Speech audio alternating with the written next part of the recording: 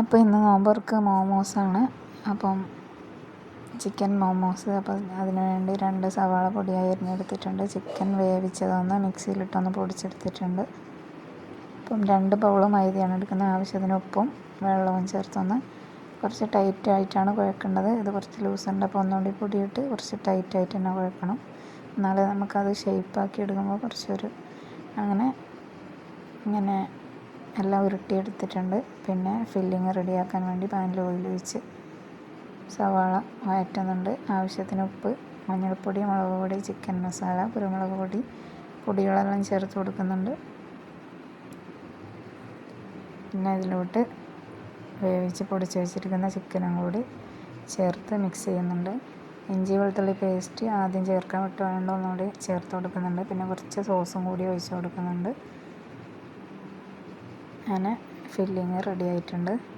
ഇനിയിപ്പോൾ ഇതൊന്ന് ഈ ബോൾസ് ആക്കിയെടുത്ത് ഒന്ന് പരത്തിയെടുക്കണം. അപ്പോൾ ഞാൻ ആദ്യം പ്രസ്സിലൊന്ന് പരത്തി, പിന്നെ അതൊന്ന് കട്ട് ചെയ്തെടുത്ത് ഒരു റൗണ്ട് ഷേപ്പിലൊന്ന് കട്ട് ചെയ്തെടുത്തു.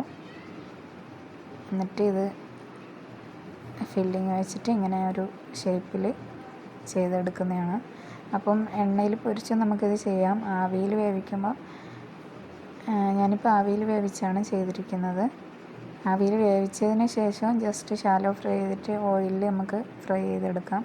പക്ഷേ അങ്ങനെ ചെയ്തില്ല. എപ്പോഴും എണ്ണക്കടിയൊക്കെ ഉണ്ടാകുന്നതുകൊണ്ട് പിന്നെ ആവിയിൽ ചെയ്യാമെന്ന് വിചാരിച്ച് അങ്ങനെ എല്ലാം ഷേപ്പാക്കി എടുത്തിട്ടുണ്ട്.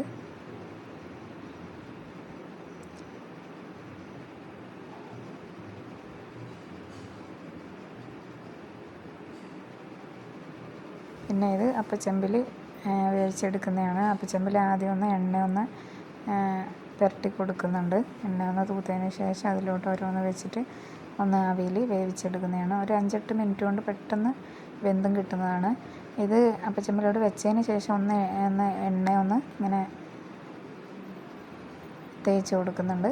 5-8 മിനിറ്റ് ആകുമ്പോഴേക്കും അത് വെന്തിട്ടുണ്ട്. ഇനിയിപ്പോൾ എടുത്തിട്ട് വേറെ പാത്രത്തിലോട്ടൊന്ന് മാറ്റാം.